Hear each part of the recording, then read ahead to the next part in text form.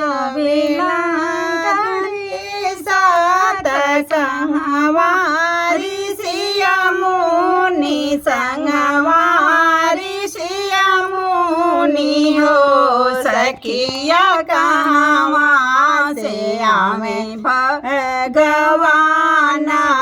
जनक यज्ञ ठाने जनक यज्ञ ठाने लाहो पूर्व से आवेला गणेश संगवारी सिया मुनि संगवा ऋषिया मुनि हो सखिया पश्चिमा से आवे भगवान जनक यज्ञ ठाने जनक यज्ञ ठाने लाहो कहवा बैठई बा गणेश संगवा ऋषिया मुनि संगवा ऋषिया मुनि हो सखिया कहवा बैठई भगवान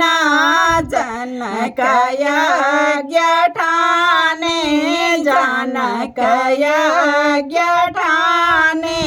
लाओ अंगन बैठई बा गणेश संगवा ऋषिया मुनि संगवा ऋषिया मुनि हो सखिया अंगने बैठई भगवान जनक यज्ञ ठाने जनक यज्ञ ठाने लाहो काऊ कियाई बा गणेश संगवा ऋषिया मुनि संगवा ऋषिया मुनि हो सखिया काऊ कियाई बा भगवान जनक यज्ञ ठाने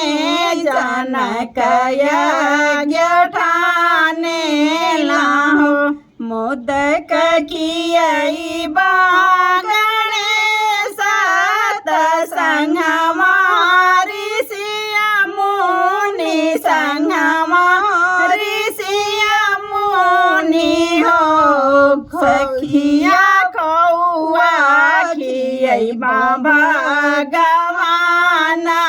जनक यज्ञ ठाने जनक यज्ञ ठाने लाओ सखिया कौआ खियाई बा भगवान जनक यज्ञ ठाने जनक यज्ञ ठाने लाहो।